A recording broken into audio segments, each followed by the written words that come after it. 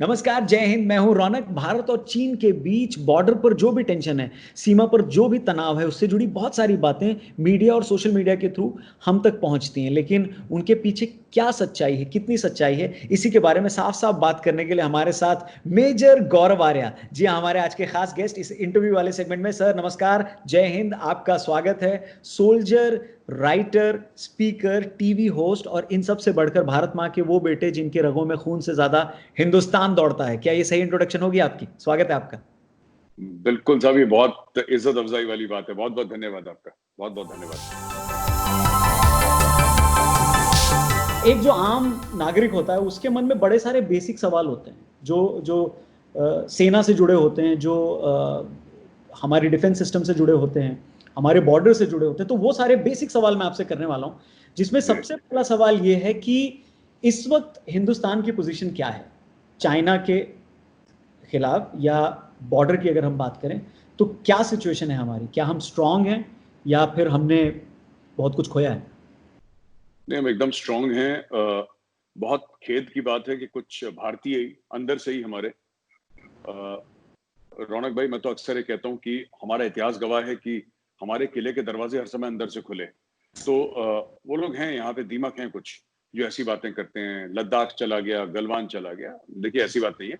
Armed forces जहां तक है, आई कैन अश्योर यू, बड़ी मजबूत है वहां पे। और चाइना का विड्रॉ करने का हाल ही में खबर मिली कि चाइना ने विड्रॉ कर दिया। वो विड्रॉ करने का सबसे बड़ा कारण यही था कि वो लोग एक्सपेक्ट नहीं कर रहे थे। अगर मैं थोड़ा सा समझा के विस्तार में बताऊं, प्लीज। नॉन टेक्निकल तरीके से, कि जब चीनी आए तो काफी लोगों ने सैटेलाइट इमेजेस दिखाई कि देखिए साहब, चीन का बिल्डअप हो रहा है और ये देखिए टेंट है जी, यहाँ पे, चीनी टेंट है। आपने भी देखे होंगे इमेजेस वगैरह वगैरह कि यहाँ पे टेंट है। ये देखिए, जब भी कोई लड़ाई लड़ने आता है लड़ाई की मंशा से, वो जी, टेंट में कभी नहीं रहता, क्योंकि जब ऊपर सर के ऊपर बारूद फटता है तो टेंट फिर आपको प्रोटेक्ट नहीं कर सकता।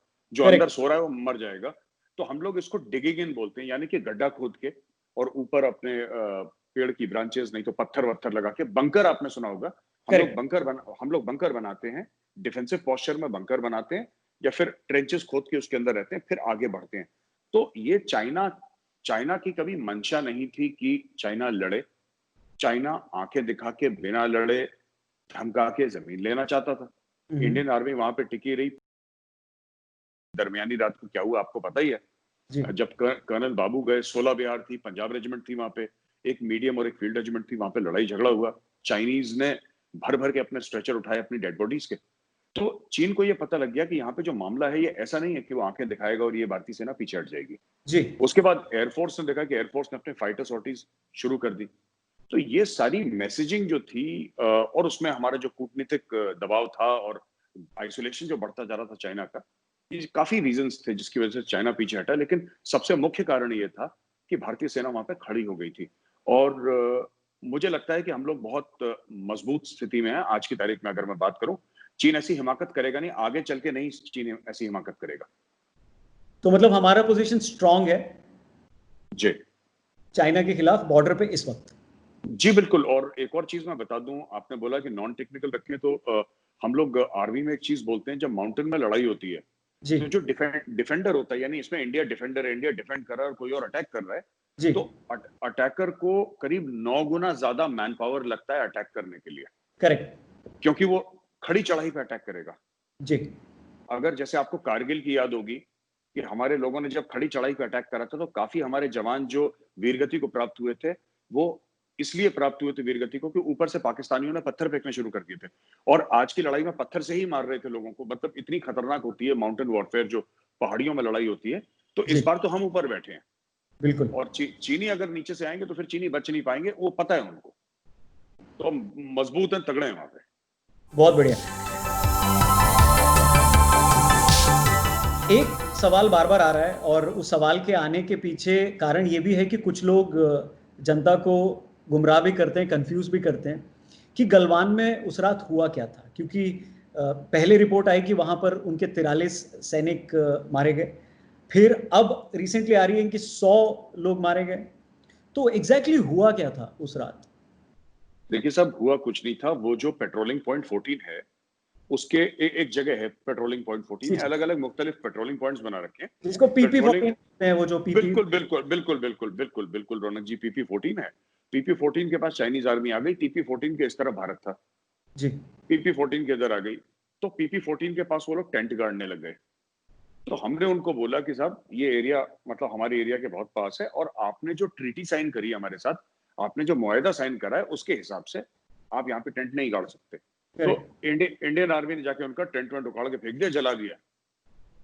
अगले दिन जब गए तो पता लगा कि साहब वो फिर कुछ करने की कोशिश कर रहे हैं। तो जो उन्होंने साइन करा था हमारे साथ, उसको कर्नल बाबू उनको बोलने गए थे कि आपने साइन ये करा है, और आप अपनी खुद जो आपने हमारे साथ डील साइन करी है, अग्रीमेंट साइन करी है, आप उसके खिलाफ वर्जी कर रहे हैं, आप पीछे हटिए। तो उसी तू मैं क्या हुआ कि किसी एक चीनी फौजी ने कर्नल बाबू के ऊपर हाथ रख दिया। और अच्छा। जी, और किसी चीनी फौजी ने, अफसर था, जवान था, मुझे नहीं पता, कर्नल बाबू के ऊपर हाथ रख दिया। और जो उनकी रेजिमेंट वाले थे, तो जो सीओ होता है किसका एक बहुत जिसको कहते हैं कि जैसे पिता होता है, बिल्कुल। वैसा एक बिल्कुल एक इज्जत होती है। तो अगर आपने सीओ साहब को हाथ लगा दिया, फिर मारकाट होनी थी वहां पे। फिर वो मारकाट हुई। जो 43 का फिगर आप बता रहे हैं, वो जो हम लोगों को समझ में आया, जो हम इंडियन आर्मी ने बोला, ये वो वाला फिगर है। लेकिन जो 100 का फिगर है, वो अमेरिकन इंटेलिजेंस सीआईए है, उनकी खुफिया एजेंसी। सीआईए ने ये बोला है कि साहब अस्पतालों से खबर, क्योंकि उनके सोर्स चाइना के अंदर हैं। अब करेक्ट। रात में कितने मारे कितने नहीं मारे, इन्होंने जो इंडियन आर्मी थी, इंडियन आर्मी ने मोटा मोटी 43 गिने थे। पर अमेरिकन ने बोला कि 43 नहीं, 43 से कहीं ज्यादा मरे हैं, 100 से ऊपर की कैजुअलिटीज है। और इसलिए चाइना ने आज तक की अपनी जो जितने चाइना के मरे थे सैनिक, चाइना ने कभी बताया नहीं। एक की भी फ्यूनरल नहीं करी, एक का भी जिसको पब्लिकली, जिसको कहते हैं ना हम लोग की सलाम करते हैं अपने शहीदों को, जी। चीन ने एक बार नहीं करा, क्योंकि चीन ये घबरा रहा है कि फिगर कैसे बताए, कैसा हुआ, कैसे कितने चीनी फौजी मर गए। मेजर साहब, बहुत सारे लोग हमारे देश में ऐसे हैं जो जब भी मुंह खोलते हैं, चाहे वो मीडिया के सामने हो या सोशल मीडिया पर हो, तो ऐसे लगता है जैसे कि वो चाइना के स्पोक्स पर्सन है, हमारे दुश्मन देश की तरफ से ज्यादा ऐसे लगता है वो बोल रहे हैं। और नेताओं को क्रिटिसाइज करते हुए, दूसरे पार्टियों को क्रिटिसाइज करते करते वो आर्मी के बारे में भी बुराई करने लगते हैं या उन पर भी डाउट करने लगते हैं। तो ऐसे लोगों की बात जब हमारा सैनिक सुनता है तो क्या वो दुखी होता है? सैनिक को एक बार जरूर ये लगता है कि मैं लड़ किसके लिए रहा हूँ। देखिए ना, बात ये होती है कि दुश्मन सामने होता है। जी। अगर दुश्मन सामने है रौनक जी, तो आप दुश्मन के खिलाफ लड़ रहे हैं, यहां तक बात समझ में आती है। जी। पर अगर आप ही का भाई आपको पीठ में खंजर भोंक दे, फिर आपको समझ में नहीं आता कि मैं क्या करूं, क्योंकि आपने जिंदगी भर ट्रेनिंग करी ही ये है कि दुश्मन आपका सामने है और आपको सामने दुश्मन के साथ लड़ना है। तो ये जो लोग सवाल भी नहीं, देखिए इनके सवाल भी बेतुके होते हैं, मैं बता रहा हूँ। आप सवाल पूछिए, अगर आपको पूछना है ना, किसने डेमोक्रेसी है, जरूर पूछिए। ये गया कोई नहीं गलवान, दिल्ली में बैठे बैठे सारे इन्होंने सवाल जवाब तैयार कर दिए। कोई कहता है लद्दाख हड़प लिया, कोई कहता है 60 स्क्वायर किलोमीटर जमीन। अच्छा, सबसे जिसको कहते हैं कि हंसी की बात क्या है, सबसे हंसी की बात साहब ये है कि चीन खुद कह रहा है कि हम पीछे हट गए। ये चीन की भी बात नहीं आ रहा, कह रहे नहीं पीछे नहीं हटे जी, आपने तो जमीन ले ही ली है। और चीन की मिनिस्ट्री ऑफ एक्सटर्नल अफेयर्स मना कर रही है कि साहब हम अपनी जो लाइन ऑफ एक्चुअल कंट्रोल है, जो हमारा खुद का चीन का परसेप्शन है, हम उससे 2 किलोमीटर पीछे हट गए हैं। ये फिर चीन की बात नहीं मान रहे। तो ये देखिए, सरकार से नफरत और देश से नफरत, ये 2 अलग अलग चीजें हैं। जी। आप सरकार से नफरत करिए, आपकी खुशी है, पर इतनी नफरत ना करने लग जाइए कि आप, जब दुश्मन कह रहा है कि मैं पिट गया, ये दुश्मन से कह रहे नहीं तुम नहीं पिटे, तुमने पीटा है, तुम मानो।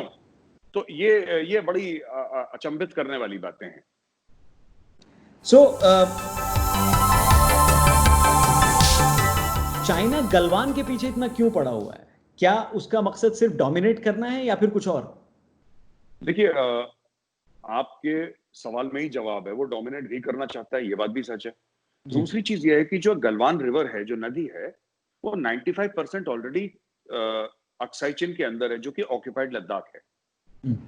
ये 1962 की जंग के बाद ये सारा का सारा हमसे चीन ने ले लिया था। जो गलवान घाटी और गलवान नदी की बात करते हैं, ये 95% ऑलरेडी चीन हथिया चुका है आज से 50 साल से पहले। पहली बात ये है, 50 साल भी नहीं, मैं कहता हूँ तकरीबन 67-68 साल पहले वो हथिया चुका है। जी। पहली चीज। दूसरी चीज जो हमें समझनी पड़ेगी कि ये पूरा गलवान रिज का जो खेल है, ये गलवान रिज का खेल एरिया डोमिनेशन का है, रोड की डोमिनेशन का है। आपने ये देखा होगा कि नीचे से आपने सुना वो 255 किलोमीटर की रोड बन रही है। आपने सुना होगा वो दौलत बेग ओल्डी जा रही है रोड। और ये एक ज़माना था 60-70s में, जब रौनक जी टाइम लगता था, कई दिन लगते थे दौलत बेग ओल्डी पहुँचने के लिए। करेक्ट। अभी रिसेंटली भी लगते थे 10, 15, 20 साल पहले कई दिन लग जाते थे, ये पहुँच रहे हैं पैदल चल-चल के, दौलत बेग ओल्डी जा रहे हैं। बीच में कई नाले भी थे, तो विंटर में ही जाते थे लोग कि नालों के ऊपर चल तो पाएँ, वरना को पार करने को रास्ता भी नहीं था। राइट। इस हमने बना दी रोड। अब वो जो कई दिन लगते थे, अब उसमें लगते हैं 6 घंटे राइट। By road. और वो 6 घंटे में पहुंच जाते हैं। चाइनीज को हर समय इससे प्रॉब्लम रही कि रोड क्यों बना दिया, श्योक नदी के ऊपर ब्रिज क्यों बना दिया, ऑल दीज थिंग्स।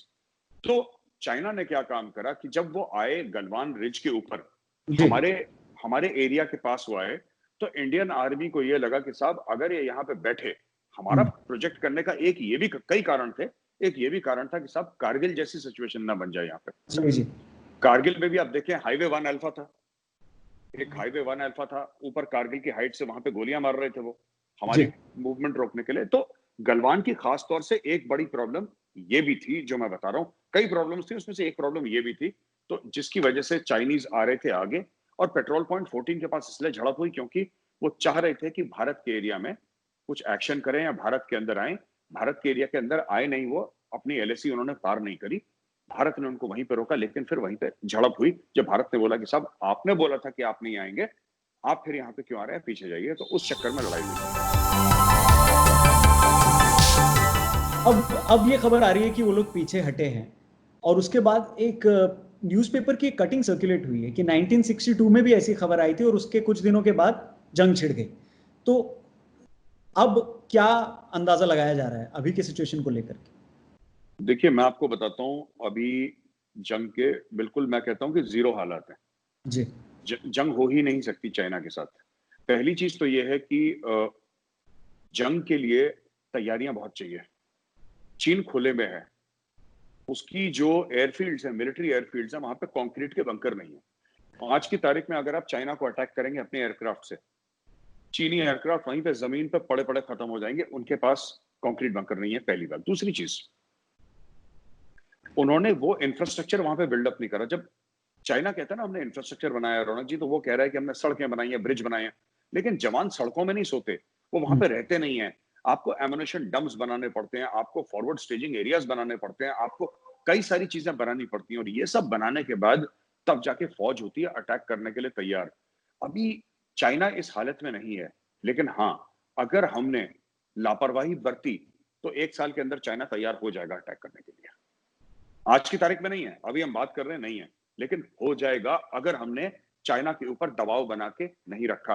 और चाइना गलती करे ना करे, चाइना हमारी तरफ आंखें दिखाए, अग्रेशन दिखाए कि ना दिखाए, उससे मतलब नहीं है।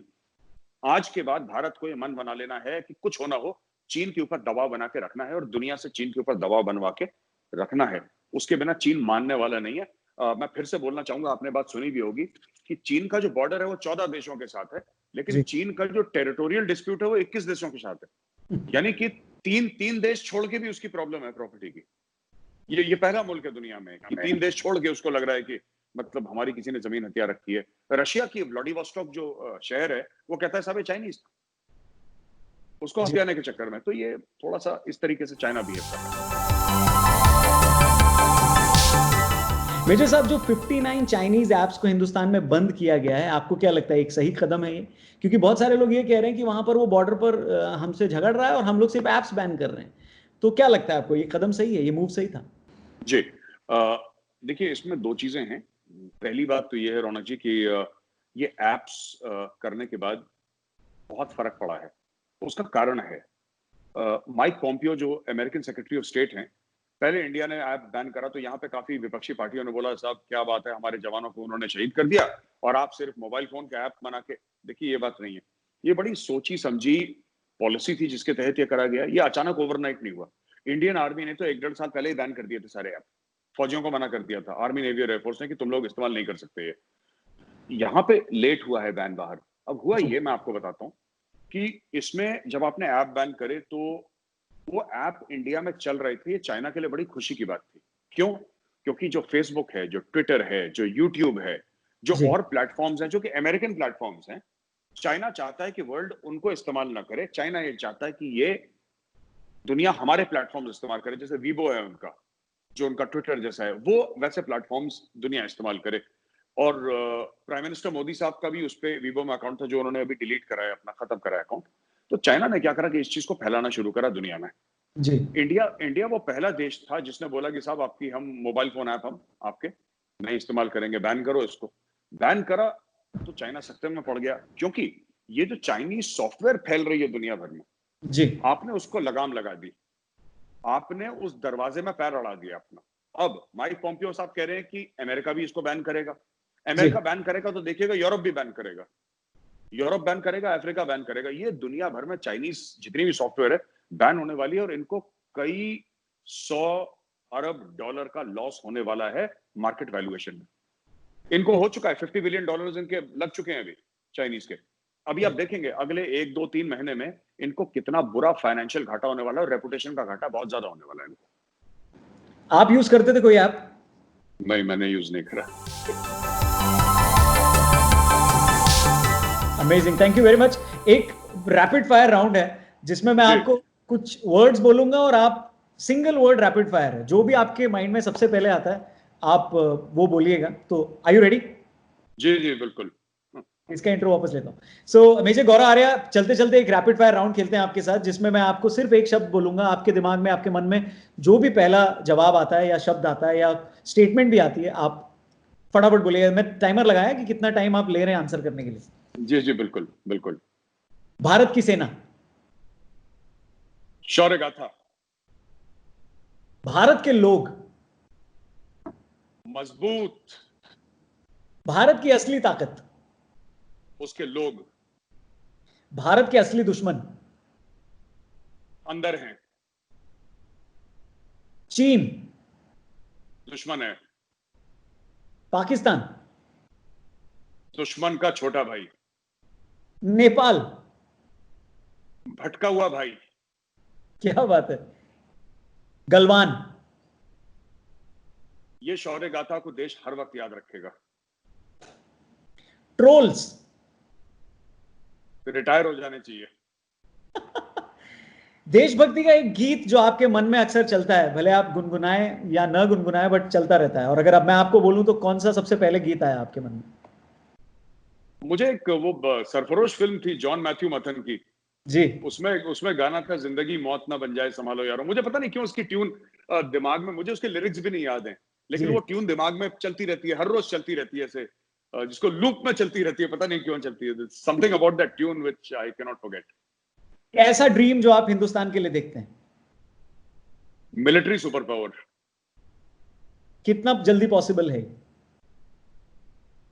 10-15 साल में हो सकता है, अगर हमने पॉलिसीज ठीक रखी तो। कश्मीर। जन्नत है जन्नत, और हमारी है, पूरा कश्मीर हमारा है पूरा। Thank you very much.